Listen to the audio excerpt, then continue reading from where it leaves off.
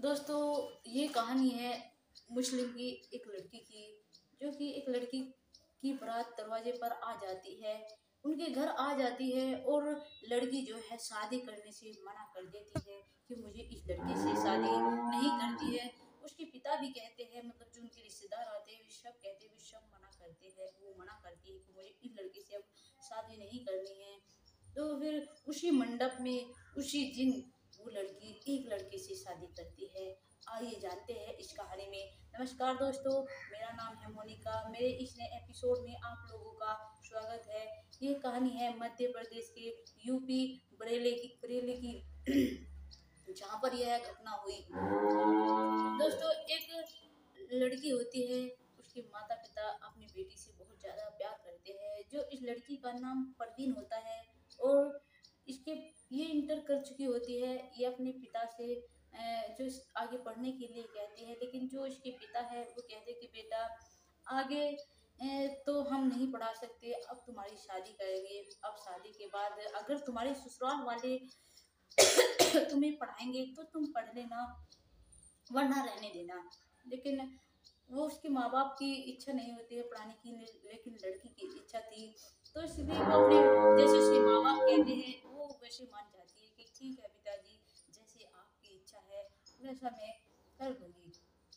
तो उसके पापा उसके लिए लड़का देखना शुरू कर देते हैं। उसके उसके पापा का नाम दोस्तों दिलशाद होता है। वे उन्हें एक अच्छा लड़का मिल जाता है और एक अच्छे लड़के के साथ में मतलब अपनी लड़की की रिश्ता कर देते हैं, क्योंकि लड़का इंजीनियर होता है और लड़कों का जो कारोबार होता है वो भी बहुत अच्छा खासा होता है। जमीन भी मतलब चौकी होती है, 100 बीघे जमीन होती है। 3 भाई होते हैं वे, जो लड़का था जिनका। तो इसलिए उसके पापा को बहुत पसंद आ जाता है। तो वो बोलते हैं कि आप हमारी बेटी को देखने आ सकते हैं। तो जो उसके पिता थे वो भी उनकी बेटी को देखने के लिए चले जाते हैं। जैसे उनकी बेटी आती है नाश्ता लेकर, उनकी बेटी को देखते हैं तो वे देखते रह जाते कि कितनी खूबसूरत लड़की है, मतलब कितनी ही देखते रह जाते हैं कुछ देर। फिर वो नाश्ता रख कर चली जाती है, लेकिन फिर उन्हें पसंद आ चुकी होती है तो मतलब रिश्ता तय हो जाता है। जो लड़की के पिता थे दिलसाद, वे बोलते हैं कि देखो, दहेज में अगर तुम्हारी कोई मांग है तो अभी बता देना, क्योंकि मेरी इतनी बड़ी हैसियत नहीं है कि मैं मतलब कुछ तुम बाद में मांग सको और उसके बाद में डिमांड करो और मुझको फिर वो बाद में देना पड़े। तुम अभी सब कुछ बता देना, जो भी तुम्हारी इच्छा है या फिर तुम्हारी कुछ मांग है, जो मुझसे बनेगा वो मैं जरूर दूंगा। अगर नहीं बनेगा तो हम ये रिश्ता यहीं पर कैंसिल कर देते हैं। लेकिन जो लड़के के पिता होते हैं उन्हें लड़की बहुत अच्छी लगती है कि ऐसी लड़की हमें नहीं मिलेगी, पैसा तो आता जाता रहेगा। इसलिए उनके मन में तो यही बात आती है, वो रिश्ते को हाँ कर देते हैं और रिश्ता करीबन 1 साल तक टिकता है। मतलब जैसे ही शादी नजदीक आना शुरू होती है तो एक दिन जो होता है, जो लड़का है उस लड़के का फोन जाता है उस लड़की के पास में, परवीन के पास में। वो उससे बात करना चाहता है, लेकिन जो परवीन की बहन होती है छोटी, वो उससे बात करता है, कहता है कि अपनी दीदी से एक बार बात करा दो। लेकिन जो पहले तो वो मना करती है, लेकिन शादी भी आने वाली होती है, कुछ दिन पड़े होते हैं, इसलिए फिर वो बात कर लेती है। फिर दोनों आपस में बात करते हैं धीरे धीरे, मतलब दोनों में मतलब जानना शुरू कर देते हैं और फिर मतलब प्यार हो जाता है। जैसे मतलब बात करते हैं, कोई भी इंसान है मतलब किसी से बात करना शुरू करेगा और फिर उनकी तो शादी होने वाली होती है। दोनों को इस तरह से प्यार होता है कि अब हम दोनों एक दूसरे के बिना जी ही नहीं सकते। लेकिन जो लड़की होती है वो बहुत ज्यादा समझदार होती है, लड़के से मतलब ज्यादा कुछ बात नहीं करता है। लड़का दिन में ऐसे 3-4 बार फोन करता है, लेकिन वो कम ही बात किया करती थी। जैसे ही शादी के 10 दिन पड़े होते हैं, लड़का कहता है यार अब तो खुलकर बात कर लो, जैसे हम पति पत्नी बनने वाले हैं, तुम हमसे खुलकर बात की ही नहीं। वो कहती है कि देखो, अब हमारी शादी हो ही जाएगी कुछ दिनों के बाद। कितना टाइम पड़ा है हमारी शादी में, 10 दिन पड़े हैं। और उसके बाद तुमसे जितनी चाहे उतनी बात करना, जितने खुलकर चाहो उतनी बात करना, लेकिन फिलहाल प्लीज जितनी यहाँ तक सीमित हो सिर्फ वहीं तक बात करते हैं, उससे आगे बात नहीं बढ़ाते। लड़का कहता है कि चलो ठीक है, लेकिन जैसे ही शादी के 5 दिन पड़े होते हैं, वैसे ही लड़के के पिता का फोन जाता है लड़की के पिता के पास में। बोलते हैं कि मेरी चैन आनी चाहिए। और जो लड़के की माँ है, इसकी माँ बोल रही है कि आजकल सबके सोने के कुंडल और सोने की गुंठी, मतलब 5 चीज मेरी सोने की आनी चाहिए। और 2 चीज जो लड़के का पिता होता है वो बोलता है कि 2 चीज मेरी भी आनी चाहिए। जो उसके लड़की के पिता होते हैं बोलते हैं यार अच्छा घर है, मतलब काफी अमीर है, तो इतना तो देखो देना ही पड़ेगा। वो कह देते कि चलो ठीक है हम दे देंगे। लेकिन थोड़ी ही 2 दिन बाद फिर जो लड़का होता है उसका फोन आता है। वो बोलता है कि मुझे बुलेट चाहिए। और मैं बुलेट जो मांग तो कर देता है जो लड़की के पिता है। वे सोचते हैं कि चलो यार जहाँ इतना खर्चा हो रहा है और 2.5-3 लाख रुपए और सही। ये फिर मतलब एजेंसी में जाते हैं बाइक लेने के लिए, लेकिन वहां पर बुलेट का मतलब स्टॉक नहीं होता है, इसलिए वे पल्सर खरीद लेते हैं और पल्सर लेकर अपने वहां पर आ जाते हैं। और फिर जैसे ही बारात, जिस दिन शादी होती है बारात आती है, पल्सर खड़ी होती है।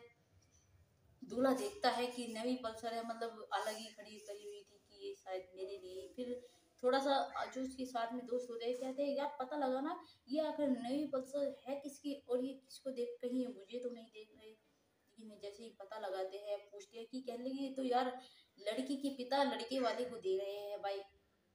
वो ज्यादा सामान देते हैं, मतलब देखो जो मोमदन लोग होते हैं ना वो अपनी लड़की को मतलब वैसा सामान भी बहुत ज्यादा देते हैं, बहुत अच्छा सामान दे रहा होता है वो अपनी बेटी को, अपनी हैसियत से कुछ ज्यादा ही दे रहा था।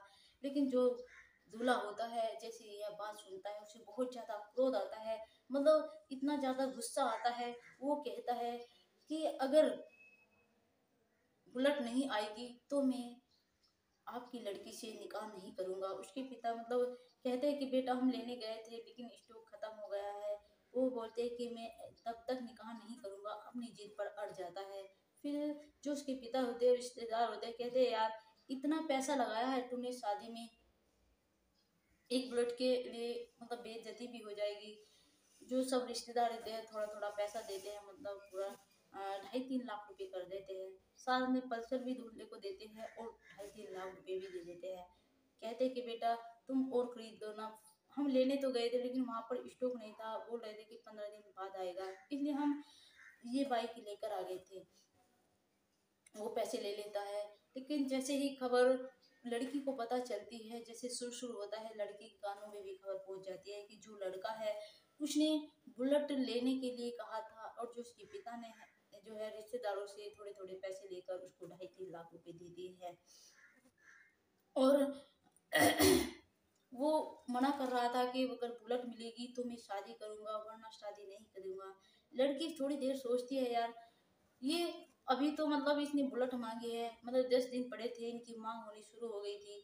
और फिर अभी मतलब इतनी बड़ी बात कह दी, बारात घर पर आई हुई है कि मैं निकाह नहीं करूंगा अगर मुझे बुलेट नहीं देंगे। कहीं शादी होने के बाद में इसने मेरे पिताजी को कह दिया कि कार दो वरना अपनी बेटी को यहाँ से लेकर चले जाओ, क्योंकि इसकी हर मांग मेरे पिताजी पूरी कर रहे हैं। तो फिर क्या होगा, मेरी तो जिंदगी खराब हो जाएगी। जो लड़की होती है वो तुरंत अपनी माँ को बोलती है कि माँ मुझे ये शादी नहीं करनी है। उसकी माँ जो कहती है बेटा ये सब क्या कह रही हो, हमारी बेइज्जती हो। जो कहती है माँ आज जो होगा सो होगा, लेकिन तुम बाद की सोचो, फिर क्या करोगे तुम, फिर कुछ नहीं हो सकता, फिर मेरी शादी हो चुकी होगी, तुम्हें करना पड़ेगा जो वो लोग बोलेंगे। इसलिए मैं नहीं चाहती कि मेरे पापा का सर किसी के सामने झुके, इसलिए मैं ये शादी नहीं कर सकती। इससे अच्छा तो मैं सारी जिंदगी कुंवारी रह लूंगी, लेकिन ऐसे लड़के के साथ मैं शादी नहीं करूंगी जिसे मान सम्मान का ही नहीं पता है। ऐसे इंसान के साथ मैं शादी कर कर भी क्या करूंगी। उसकी माँ यही बात जाकर उसके पिता को बोलती है। उसके पिता बोलते हैं जो वहां पर मेहमान होते हैं उन सबको कि ये सब, उसके पिता फिर आते हैं यार अपनी बेटी को समझाओ यार बेइज्जती हो जाएगी। सबने पैसे दिए इकट्ठा कर कर, लेकिन जो उसकी बेटी होती है फिर सारी मतलब अपने पापा को बताती है, अपनी अंदर से जो उसकी आवाज आती है जो दर्द भरी अपने पिता को, उसके पिता बात समझ जाते हैं। और उसकी बेटी जो है वो मान रही नहीं थी। उसके पिता फिर अपने रिश्तेदारों को कहते हैं कि सब बारातियों को बांधना शुरू करो। सब बारातियों को मतलब बांधना, जो उनके रिश्तेदार होते हैं गांव वाले भी आ जाते हैं उनको बांधना शुरू कर देते हैं। लेकिन फिर सोचते हैं कोई था वहाँ पर बीच में, कोई एक रिश्तेदार होता है जो पुलिस वालों को फोन कर देता है कि कहीं यार बात आगे ना बढ़ जाए। पुलिस को जैसे ही फोन जाता है, पुलिस तुरंत वहाँ पर आ जाती है। और पुलिस जैसे ही वहाँ पर आती है, जो पुलिस थी अ, उन सबको, बारातियों को, दूल्हे के बाप को, उनको गिरफ्तार कर कर सबको थाने ले जाती है। और फिर लड़की के पिता को बुलाया जाता है, दिलशाद को। जो दिलशाद के पिता होते हैं वो सारी बात बता देते हैं कि 1 साल तक यह रिश्ता टिका। हमने सारी बात पहले ही खोल दी थी कि अगर तुम्हारी कोई मांग है, कोई डिमांड है, तो अभी आप हमें बता दीजिए, वरना बाद में मत करना। लेकिन इन्होंने 10 दिन पहले डिमांड करना शुरू कर दिया और लास्ट में आके बुलट पर टिकी थी बात। इन्होंने शादी करने से भी मना कर दिया था, लेकिन हमने जो तू कर कर इन्हें 2.5-3 लाख रुपए दिए। उसके बाद में फिर जो है, लेकिन जो हमारी बेटी को जैसे ही पता चलता है, वैसे ही हमारी बेटी ने शादी के लिए इनकार कर दिया कि पापा मैं कुंवारी रह लूंगी, लेकिन ऐसे लड़के के साथ में शादी नहीं करूंगी जो मान सम्मान ना जानता हो।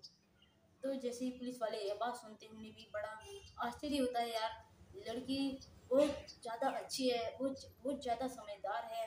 मतलब ये इतनी समझदार है कि मतलब सब कुछ दे चुके होते फिर भी शादी से इनकार करती है, क्योंकि उसे पता होता है कि मेरी आगे की ज़िंदगी, क्योंकि ये लोग ऐसे हैं सब मेहमानों के सामने, जिनका मतलब ये एहसास ही नहीं हो रहा है कि मैं शादी नहीं करूँगा और फिर इस बात पे अड़ रहा है, तो आगे क्या करेगा। पुलिस वाले भी कहते हैं कि यार तुमने अपनी बेटी को बहुत ज़्यादा अच्छे संस्कार दिए जो इस नतीजे पर पहुंची है। उसके पिता फिर वहीं आते हैं, फिर अपने करीबी रिश्तेदार होता है जो लड़का डॉक्टर होता है, उससे अपनी बेटी की शादी करा देते हैं। वो अच्छे से धूमधाम से उसकी शादी कराते हैं। जो सब कुछ उस दूल्हे को देने वाले थे, वो सब कुछ जिस लड़के के साथ में वो शादी करते हैं, वो सब कुछ उसके घर पहुंचाया जाता है। फिर जो लड़की होती है वो बहुत ज़्यादा खुश होती है। जो लड़का था वो भी लड़की को देखता है कि लड़की तो यार बहुत ज़्यादा अच्छी है, क्योंकि वो डॉक्टर होता है, काफ़ी समझदार होता है लड़का भी, उनकी रिश्तेदारी का होता है, तो उन्हें पता होता है कि लड़का कैसे टाइप का और कितना ज़्यादा समझदार है। फिर लड़की की शादी उसके साथ कर देते हैं, दोनों अच्छे से रहने लगते हैं। प्लीज़ दोस्तों कमेंट में ये ज़रूर बताइएगा कि लड़की ने अच्छा किया या फिर गलत किया, क्योंकि लड़की बहुत ज़्यादा समझदार थी, उसने इतनी ज़्यादा हिम्मत दिखाई। इस वीडियो को ज़्यादा से ज़्यादा शेयर और कमेंट जरूर कर दीजिएगा दोस्तों। शेयर कर दीजिएगा, लाइक और सब्सक्राइब जरूर कर दीजिएगा। जय हिंद, जय भारत।